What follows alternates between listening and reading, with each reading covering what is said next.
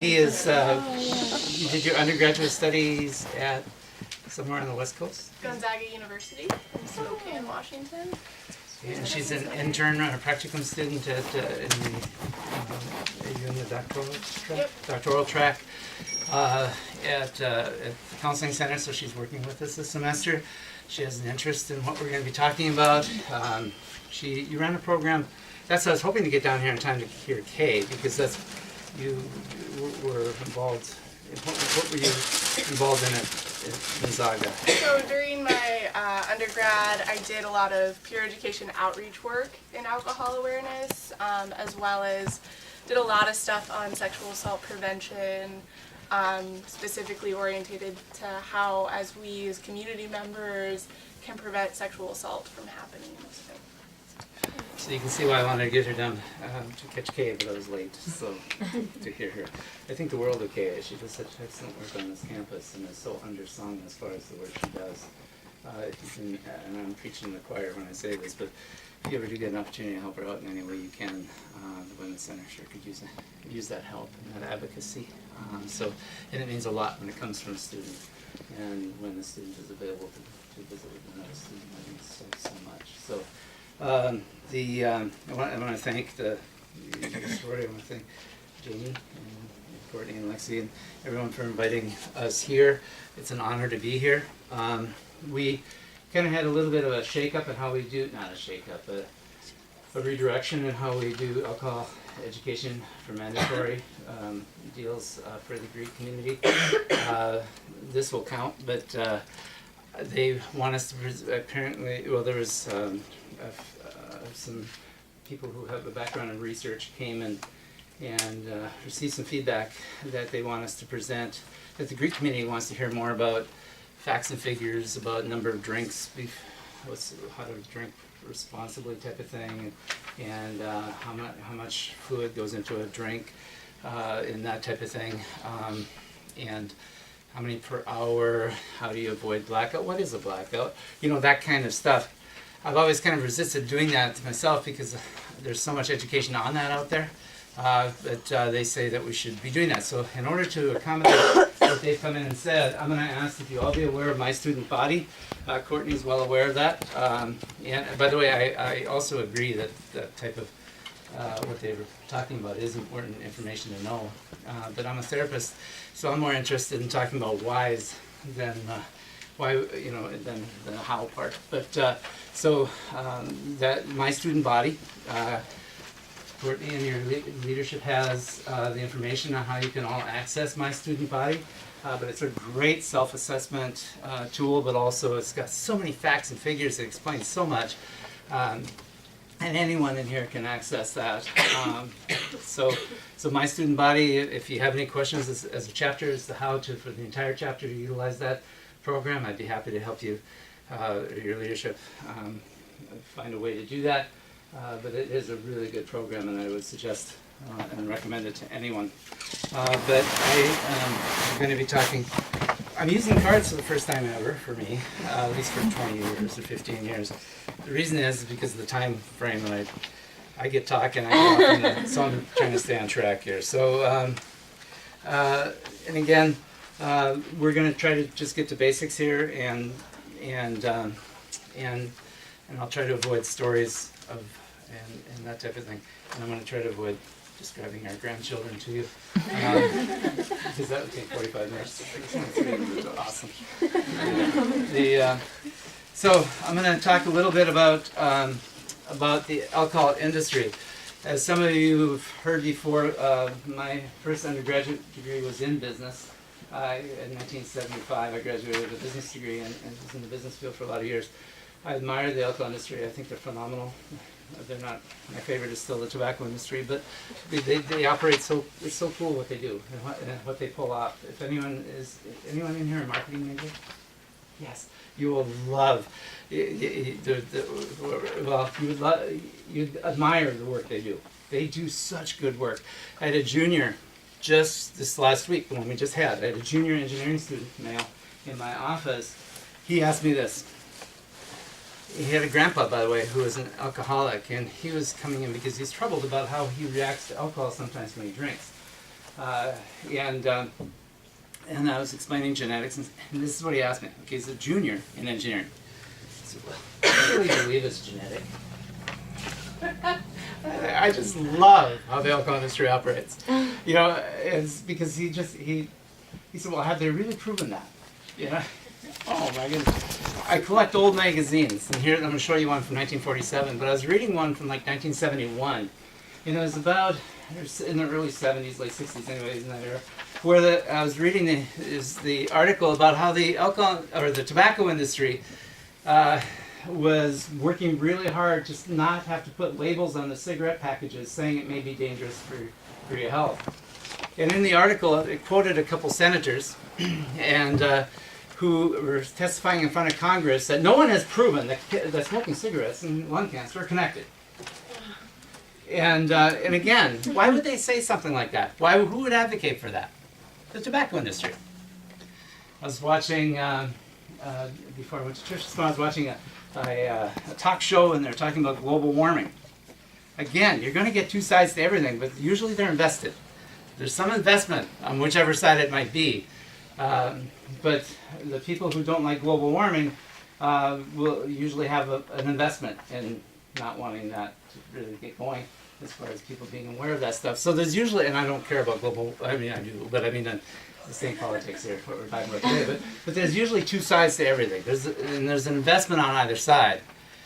The alcohol industry is extremely invested in not allowing the public to understand the realities of ethanol. Alcohol is simply a drug. And I'm not against the alcohol industry. Again, they're phenomenal. They're so good at what they do.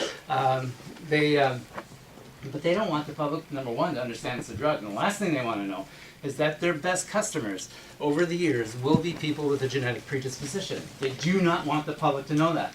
There's some health advocates out now that are actively going after the alcohol industry to ask them to stop, cease and desist using that tagline, and please use this product in moderation. That's such BS, and it's also marketing. It's just marketing. So can you imagine they're selling these things in case lots, drugs with handles on them, they accept major credit cards, and they say, oh, and use this product in moderation. It's like, who the heck believes that? You know, but it's all, well, we're self-policing, we're telling people to use it in moderation. If you really wanted to be a health advocate, talk about the genetics. Mention, hey, when you drink, do you sometimes drink more than you expect and wake up with the oh shit syndrome the next morning? Do you do that? Look up your family tree. I mean, it happens to lots of people once in a while in their life, maybe, but most people would say that's enough, that's kind of weird. You know, and they don't. But look up the family tree. Now, the alcohol industry has known this for decades, but they spend millions of dollars every year trying to convince the public it just isn't so. And they're so good at it that we had a junior engineering student that says, I don't think they've proven it yet. It's like, you know, have they proven the sun comes up in the east? It's like, you know, well, if you have an investment and the sun must come up from the west for some reason, you're going to say, well, they haven't really proven it yet. You know? And yes, they've proven it beyond a shadow of a doubt. It is genetic, and the only ones that piss off are the alcohol industry and the people who have already developed a relationship with the drug ethanol or ethyl alcohol. So anyway, when we do that, I'm trying to stay on track, I really am. So when I go through the diagnostic criteria, I'm going to do this extremely fast because I really want to get into this. So I'm going to go through the diagnostic criteria kind of fast. I brought it, but I'm not going to read it. So I'm just going to wing it. Psychology majors. Okay, DSM-4, now DSM-5. I don't know the DSM-5 by heart, so I'm going to do the DSM-4, the Diagnostic Statistical Manual, 4th edition. Now, what is that? That's a book that clinicians use to clinically and formally diagnose people with something. For example, if you came in and you were talking about the voices you heard in your head and the fact that you knew the CIA had bugs within your room, and that we'd be looking at diagnoses and kind of we use that book and clinical experience to see if maybe we should address something here. Well, there's also the diagnostic criteria for alcoholism. Now remember, the alcohol industry needs people who have a problem with alcohol. They need them. It's absolutely important for them to have that. They don't want, I shouldn't say they don't want, they have very little use for people who use the product in moderation. Not much use at all. Here's a sobriety medallion, or a replica of one actually. I've got the sobriety medallions in the bag. This is a meditation medallion. But they look just like this. This is, again, sobriety medallions. Alcoholics Anonymous, for example, will give out a sobriety medallion for someone celebrating 1 month of sobriety, 2 months, 3 months, 6 months, 9 months, 1 year, 18 months, 2 years, and every year increment after that. They'll give out a medallion similar to this for continuous sobriety.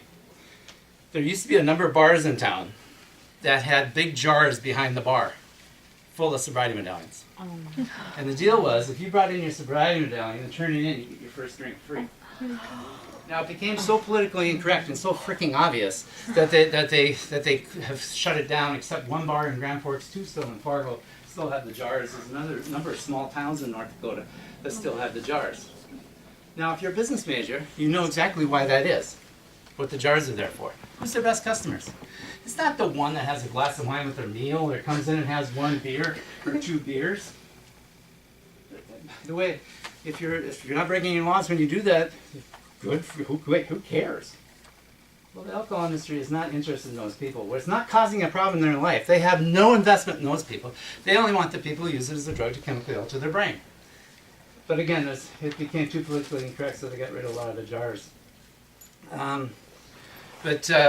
How this craziness shows up, some of you, I've seen this before. I'm going to show you a 1947 magazine, since I'm carrying it, and I already blew by where I was going to talk about it. But this is a 1947 magazine, and on the back, the front cover is a director of a youth center, but on the back is a Camel ad. And what they say in this Camel ad, this is 1947, is that if you are worried about your health, you should smoke cigarettes. You should smoke cigarettes, especially if you're worried about your throat, because research has proven that smoking Camel cigarettes improves the health of your throat. And here they also have research has proven more doctors smoke Camels than any other cigarette. Now, when you look at this, it's like, wow, who would have believed that?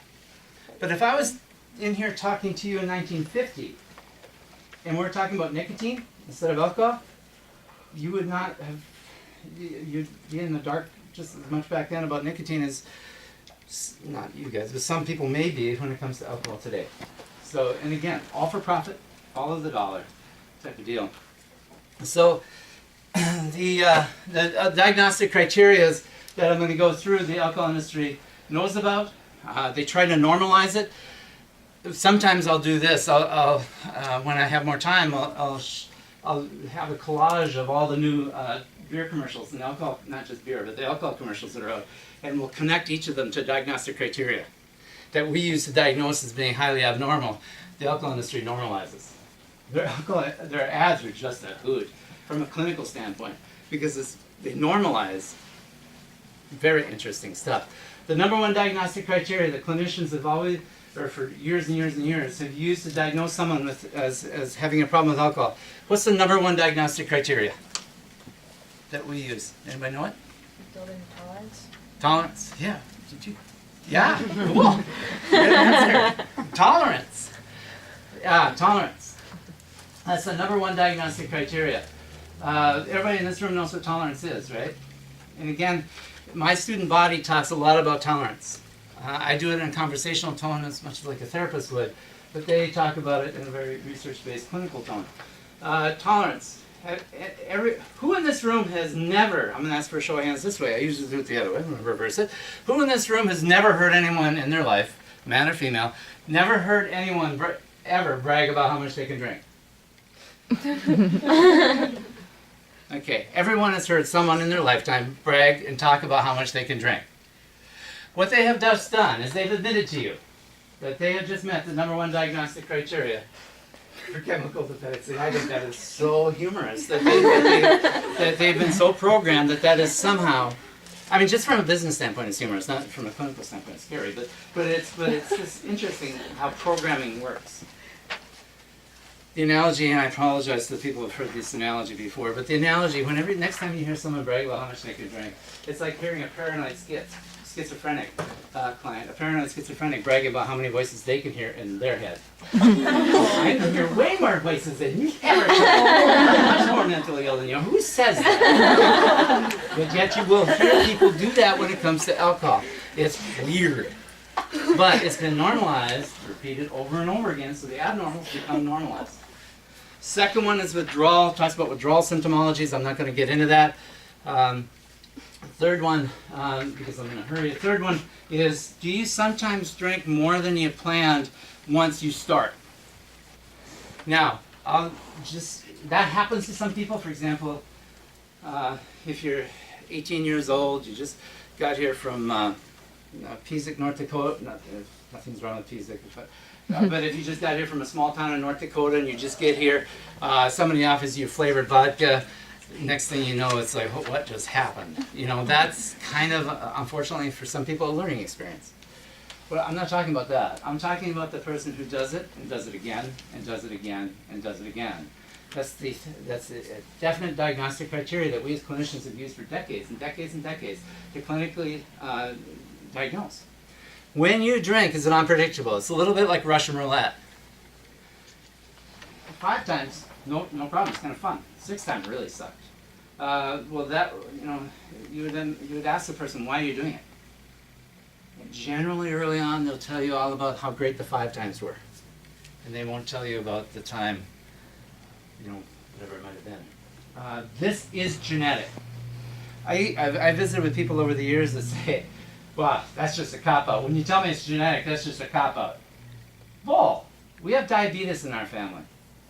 That's not a cop-out. That's a darn responsibility. I'm responsible for how many Snickers I jam. You know, it's just, you know, that's I need to be responsible. I can take responsibility to monitor that, to take care of that, to maybe so not to have it. Can I ask a quick question? What makes alcoholism genetic? Like, is there certain properties in it? I guess I'm not quite sure what makes it genetic. As far as how the ethanol reacts, it turns into, for some people in their brain, ethanol just goes through the process and you burn it out or you sweat it out. For some people with a genetic predisposition, it goes through a process and turns into basically like dopamine, which is like the rush of someone with a genetic predisposition is different than a rush with someone without. And then it goes through another chemical process and turns into tetrahydroisoquanolines.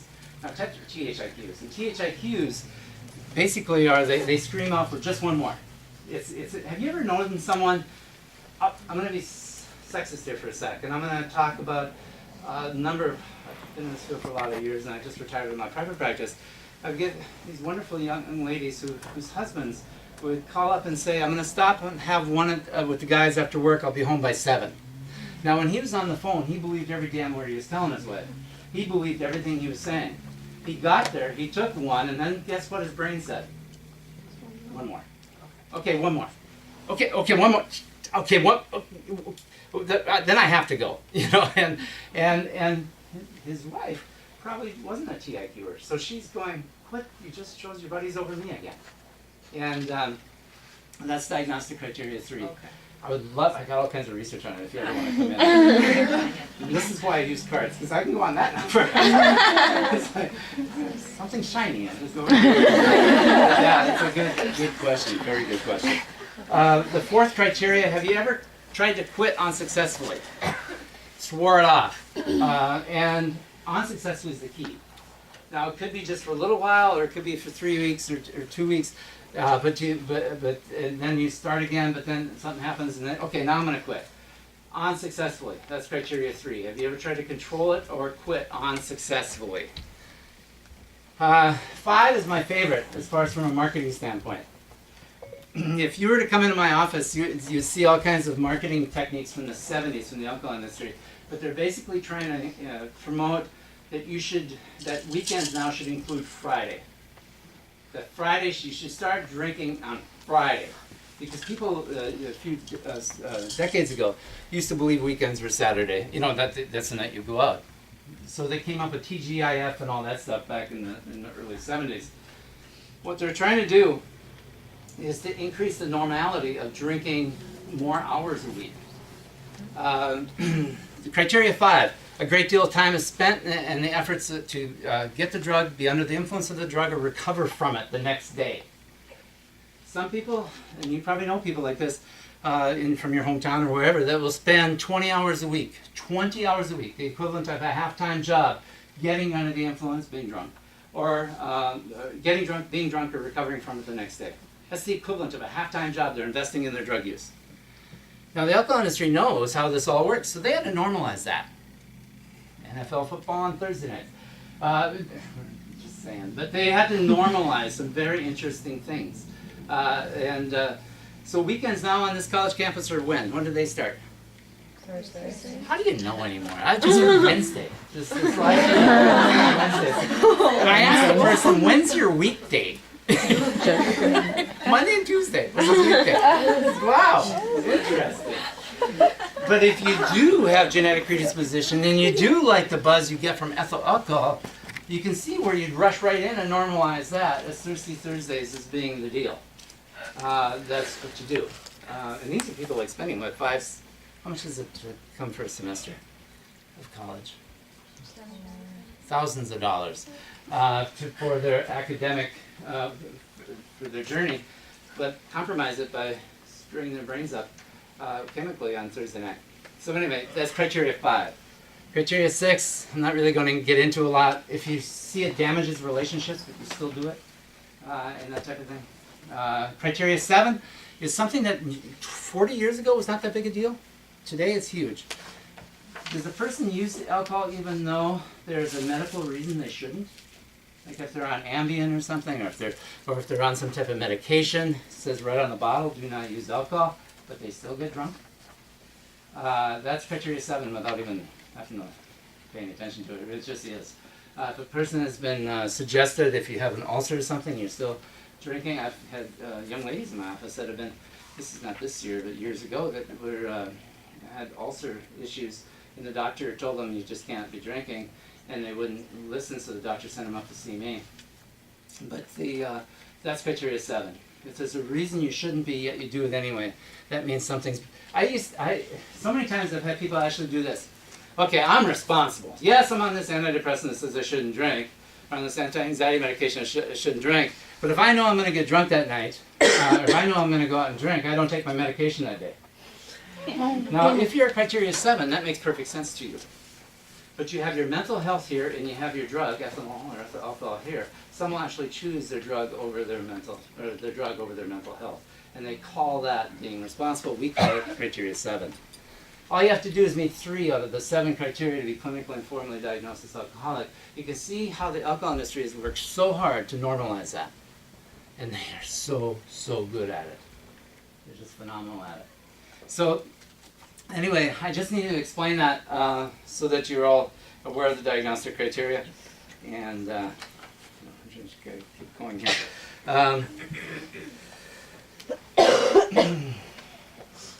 One thing, there's a couple people that are helping me by putting together a presentation. I'm not really good with putting together PowerPoints and stuff. And has anybody ever heard of the movie Dr. Jekyll and Mr. Hyde? Have you ever? Okay, everybody know what Dr. Jekyll and Hyde is?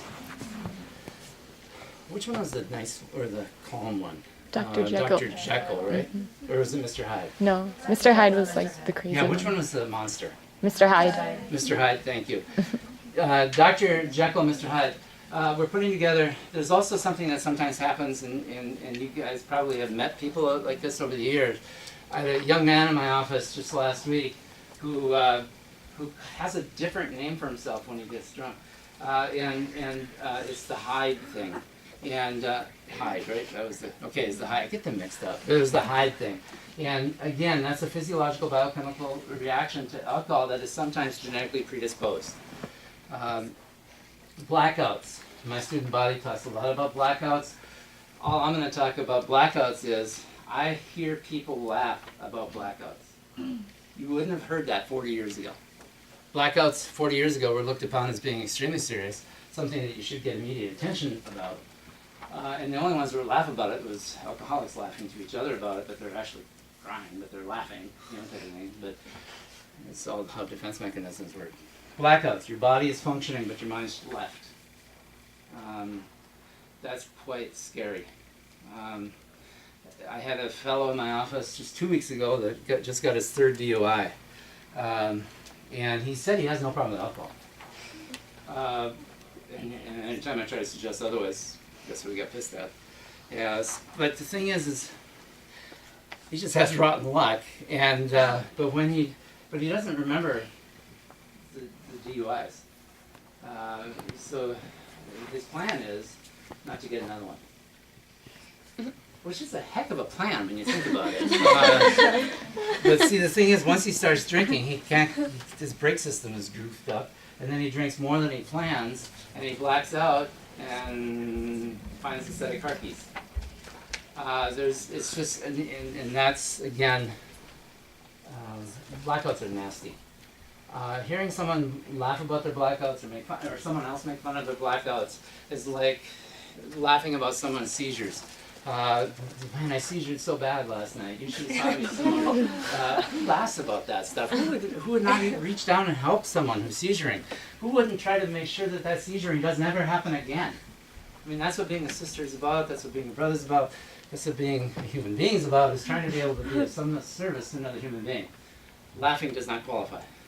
So, as assistants. So, blackouts and pass-outs, everyone knows what a pass-out is. Again, my student body explains all that. My feeling is you probably have known that for many years, what one is, because of high school education and stuff, so I'm not going to go there. I am going to go to the sheet that you have for those of your psychology majors. And Jim, you're at 30 minutes, just so you know. We're at 30? Yeah. I know. Okay. It's cool. We're going to go 45, and we're Yeah, just going to it's talk about codependency. That's cool.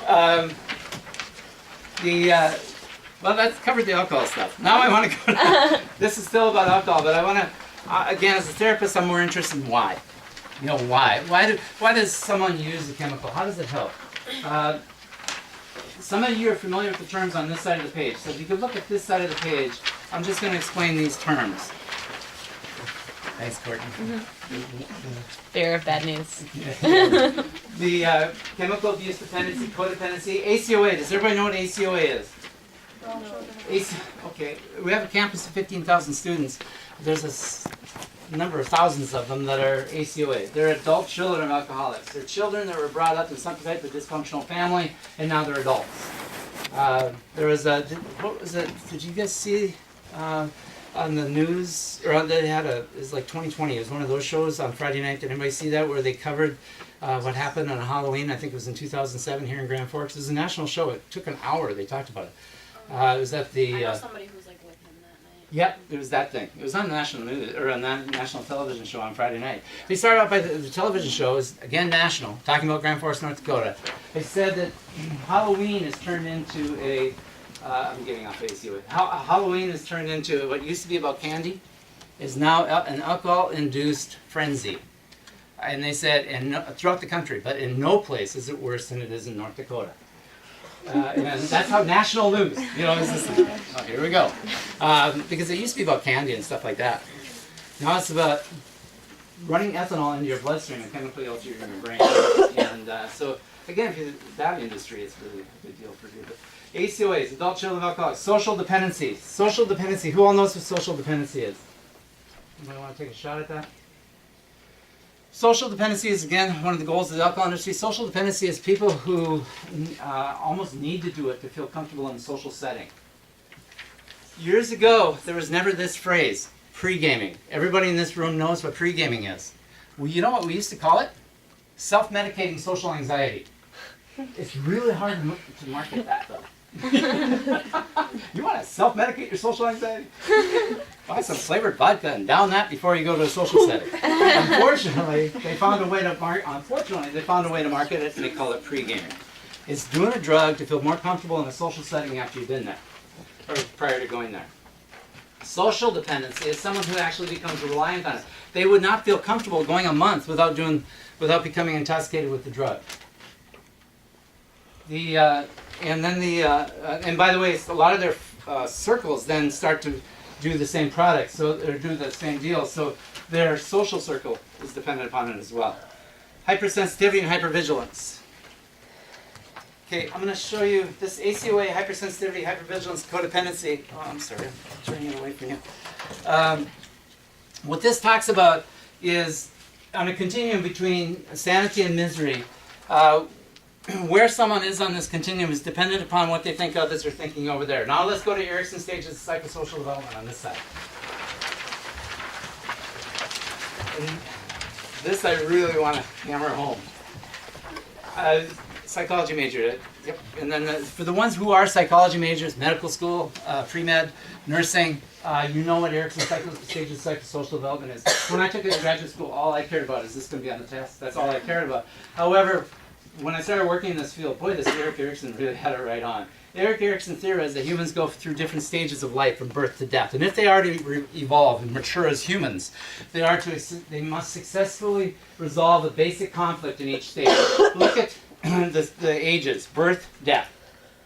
Erik Erikson theorized that if you're going to grow up psychosocially, you need to resolve basic conflicts in each stage.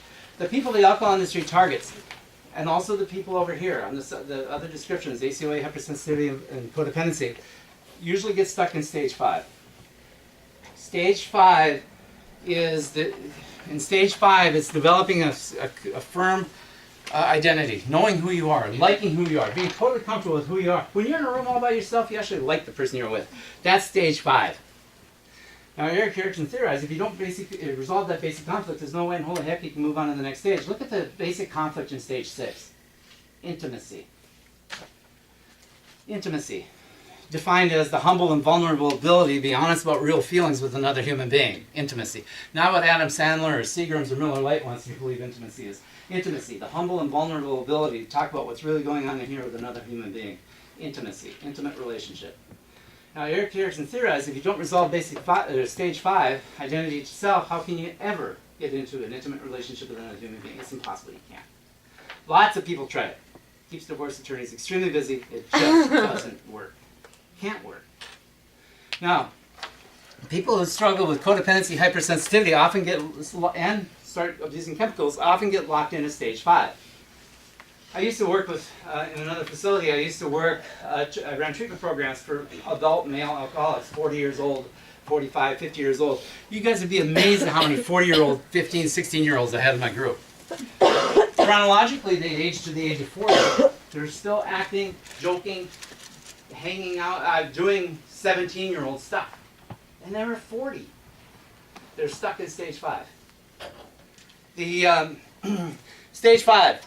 Middle school, early high school, middle high school, is on this continuum. We have misery on one end and sanity or serenity on the other.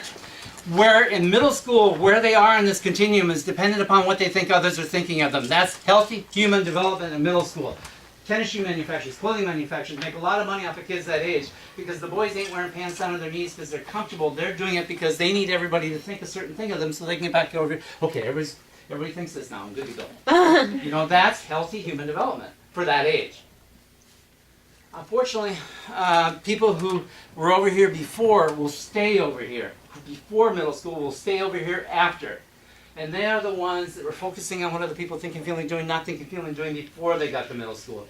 They're the ones, the young lady who remembers exactly where she was standing in 3rd grade, where she was standing in the kitchen, listening to mom and dad argue in the kitchen, and she remembers exactly where she was standing and listening to mom and dad argue, and all she could think of is, how am I going to stop this? How am I going to keep the family together? 3rd grade, or the 4th grade young lady who believes that at 4th grade that she could not rock the boat. I got to make sure everybody's okay. Or the other one who thought, well, I can't make waves. At 4th grade. Or the 5th grade boy who just, Dad, tell me you love me, tell me you're proud of me so I can determine where I am between here and here. They became focused over here. This became their hypervigilance, their hypersensitivity. So by the time they get to middle school, they've already been over there. They're dwellers, they're fretters, they're focusers, they're warriors. So then they get to be 16 years old. So they're 16 years old, and I'm going to throw out a bunch of symptoms because I'm in a hurry now. So I'm going to throw out a bunch of symptoms, whichever one stick. But, and again, a lot of these don't apply to people in this room, but I'm just going to talk about what they are. But, they get to be 16 years old. They walk into a house party. Let's say it's in Eden Prairie. They walk into a house party, and there's 75 people there. And, sorry. There's nothing I could. Piesik? Okay, I'll go back to Piesik. They walk in a house party in Piesik, North Dakota, and there's 60 people there. Remember, they've been focused over here since they're little. So when they walk into a party, guess what they think? Others are paying attention to them.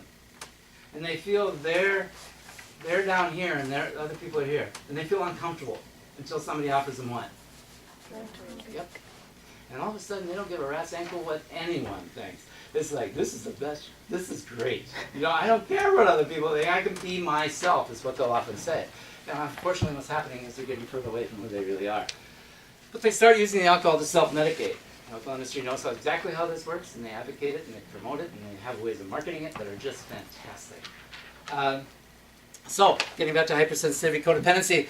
So the person then starts to pay a lot of attention to what's going on over here to determine where they are between here and here. They'll quite often get into relationships by the time they're 17 years old with what we call fixer-uppers. Does everybody know what a fixer-upper is? I can be happy if I'm going to say it's, I'm just for example, I'm going to say it's a 17-year-old heterosexual female. So she gets into a relationship with a boy, young man who doesn't do something or does too much of something or doesn't talk about real. If he would just do this, it'd be great. If he would just do less of this, it'd be great. If she, so she basically sometimes you hear people call them construction projects, but they often get into relationships with people where there's just something a little bit wrong yet. And quite often they're finding out later on in life that they're in love with the way things were or the way things could be, but very seldom with actually what's going on. They also, by the time they're 17 years old, they become people pleasers. They're so focused on, what do you want to hear? What do you want to see? What do you want me to, I want to make sure everybody's okay. By the time they're 18 years old, or 19, they start to worry about other things they're not in charge of. Not just what other people are thinking, feeling, doing, not thinking, feeling, doing. They worry about this, the future. They will lay, this is no kidding, they will lay awake in bed at 1 o'clock in the morning running videos in their head about what if this happens, what if this doesn't happen, what if this person, what if. I've not talked about the pharmaceutical industry. I could talk about them for an hour, but they're a hoot. They run ads now directly to the customer because they have to sell drugs. So they go right to the customer, and one of their ads shows a lady laying flat on her bed, tossing and turning, tossing and turning, and tossing and turning. In this commercial, you can tell it's wee hours in the morning. In this commercial, above her head is a cartoon bubble, and inside this cartoon bubble is an old-style projection camera on a screen running what-if videos. What if this happens? What if this doesn't happen? What if tossing, turning? And the soft voice comes on and says, if you struggle with this type of thinking and have trouble getting to sleep at night, ask your doctor for. I just think it's so funny. Haven't they heard of weed? Yeah. Really good vodka. If all you're going to do is and you're not taking care of why you do it. You're medicating. You're self-medicating. So again, hypersensitivity has a lot to do with the abusing of chemicals. Hypervigilance has a lot to do with the abusing of chemicals. So anyway, but they become video runners, and the videos they run usually end up crappy in their minds. You know, and none of that stuff's in the room with them. When they're laying in bed at 1 in the morning, none of that stuff's in the room with them. But they're dwelling on stuff they have no control over. They quite two other symptoms, and I'll quit about this, but they often become perfectionists, and you never have to look far to find a hypersensitive codependent's biggest critic. Guess where it's always sitting? In their chair. They are worse on themselves than anyone. They may have a mother or a dad or a parent or somebody that critiques them really hard. But that parent is just piling on because that parent's just putting the boot to them because they've already knocked themselves down and they're really rough on themselves. But if you think about it, if you're a perfectionist and you're your own worst critic, no wonder weed sounds like a good idea. You know, or a vodka. So anyway, it's just, those are some of the symptoms, and I would love to keep going because it is extremely interesting or fun to talk about this stuff. But I do want to talk about for the ones who identify, if anyone does, identify with this in the library. Do you have a library? In our chapter? Yeah. Yeah. Okay. This book will be in the library, Studying them. and it talks a lot about what we've been talking about here. And if you need more copies, Courtney, just let me know. I will, I'll get you all yeah. kinds of copies. But it's a cool book, and it does talk a little bit about what we're in charge of and what we're not. Sometimes we want to take on stuff that isn't ours. And I was listening to a speaker in the spring of 1990 addressing a group of about 300 people, and I'm going to paraphrase him. But he says, for those out there who struggle with the concept of a higher power, all you got to know is that there might be one, but you're not it. You know, something might be in charge of all this stuff over here, but you're not. If you are, you should take care of world peace over in Afghanistan. You should be give me hair. You know, I mean, if you either are that good or you're not. You know, so some people dwell, fret, focus, and worry over here as if it's their germ responsibility to do so. That started early in life. So for those people, social dependency, using alcohol to feel comfortable in social settings is a normal thing. By the way, if you spend enough time over here, who do you lose? Yourself, every time. Guaranteed deal. And you're not going to find yourself through a relationship, through a drug, or that type of thing. And so anyway, I'm going to leave some of these with you too. These are sayings that deal with what we talked about tonight, if anybody wants them. Kind of neat. I'm going to talk about the Counseling Center. The Counseling Center is located straight out the back door of the Student Union in McCannell Hall, room 200. Lexi's active in the studio. I'm trying to start a discussion about changing it from the Counseling Center to the Emotional Wellness Center, because it's all about emotional wellness. It's people. I love this chapter. This chapter is so much advocate for emotional wellness. It's about staying healthy. You know, it used to be years ago, and unfortunately the stigma is still there. If you walk into the Counseling Center, something's wrong with you. That's what? You know, can you imagine somebody walking into the wellness center over by the Betty, and people say, something must be wrong with them. They're walking into the wellness center. You know, it's just, no, they're taking responsibility for their physical health. Isn't emotional health just as important as you take responsibility for? We've become an emotional wellness center, but we're still named the Counseling Center. We have people, it's so much fun to work there because you have people coming in that just want to get healthier, want to stay healthy. Yes! You know, this is so cool. And this chapter has been such an advocate of that, about emotional wellness, and it's so much fun. The fees are covered under the fees are covered under student fees, so and everything is confidential. We have a group. If you know of someone who does struggle with alcohol, we have a group called the Been There Done That group that meets at 5 o'clock on Tuesdays. Or Thursdays, sorry, 5 o'clock on Thursdays. Please try to help them out by coming with them to the group. We have pizza. We order pizza from the one by Menards. What's that one? Pizza Ranch, yes, Pizza Ranch. We have pizza from the Pizza Ranch that the Counseling Center supplies. And as young men, we will not allow anyone in the group who's forced in. If you're forced in, you're not allowed into the group. Because this is just for people in here who want to stop for a while. And they talk about the pressure they get when they stop. Can you imagine that? You stop because you want to. Someone else is giving you pressure. Yeah, that's what's amazing. But they talk about how hard that is on them. How they feel isolated and alone when they stop. And so they support each other in the process. Last Thursday night, they went over in group. They went over to Hughes Fine Art and jammed on, played music for music therapy. They hang out to. It's still a very small group. This is the fewest people that have been in attendance to that group since we started it 8 years ago. And I don't know why that is, but it's very genuine people. All of them used to party, none of them are against alcohol or weed. They just know for them it was interfering with their life. They want to be happy. They want to be well. And they take responsibility for that, and they support each other in the process. It's a very cool group. So if you know of anyone who would be interested in attending that group, please have them come over. It would be so much fun. And if you want me to visit with them first to market the group a little bit, I'd be happy to do that. It's so much fun. Great people. The average age is 22 right now in that group. Are they all males? Not necessarily. No, they aren't. But there was a time when it was 50-50. 50 male, 50 female. There was a time when it was more females than males. And right now it's more males than females. Which makes being a female and going to the group even more important. To be able to help out the ones that come in and go, so to be able to show up for the group. They don't go around the room and say, hi, I'm Joe, I'm an alcoholic. Hi, Joe. They don't do that. That's not that type of group. They may or may not be. They just don't want to be. You don't just become one. So they're trying to kick for a while. So they say, I'm Joe, I'm Sarah, I'm Kate, or whatever. And then we talk about how the week went. How's Halloween going to be? We have a young man who turns 21 that's in that group. He turns 21 in about a week. How's that going to be? It's like, I'd love to talk about Halloween, but we're totally out of time. But please, don't follow the compliance of the alcohol industry. But okay, now I'm preaching. So do your best. Halloween is really a dangerous time on this campus. So please stay safe and respectful of your bodies on Halloween. Ethanol is just a chemical. It really messes up bodies and brains and lives. So, but it's, anyway, anything I forgot? No, thank you Okay. so much for